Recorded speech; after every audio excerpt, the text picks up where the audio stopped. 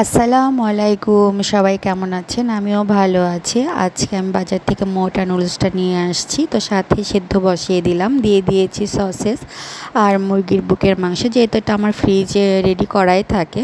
তো খুব ভালো করে আমি সিদ্ধ করব। আর এখানে দিয়ে দিয়েছিলাম লবণ, তেল আর গোলমরিচ, যেহেতু আমি এখানে মাংসটাও সিদ্ধ দিয়েছি। তো আমার নুডলস সিদ্ধ হয়ে গিয়েছে, আমি নামিয়ে খুব ভালো করে পানি দিয়ে ধুয়ে নিয়েছি। আর ধোয়ার পরে আমি এটাকে লবণ দিয়ে মাখিয়ে রেখেছি আলাদা একটা জায়গা। আর এদিকে দিয়ে দিলাম রসুন কুচি, মাশরুম, চিংড়ি, চিলি ফ্লেক্স, লবণ, আর দিয়ে দিলাম ডিম আর সসেস দিয়ে খুব ভালো করে আমি ভেজে নিব।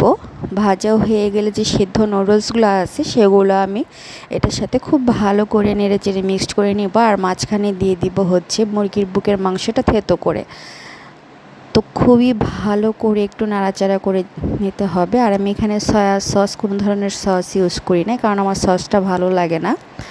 তো খুব ভালো করে নাড়াচাড়া করে যে এই হোয়াইট টাইপের যে নুডলসটা আছে এটা খুবই ভালো লাগে। আর সাথে দিয়ে দিব বাটার, এটার টেস্টটা অসাধারণ আসে।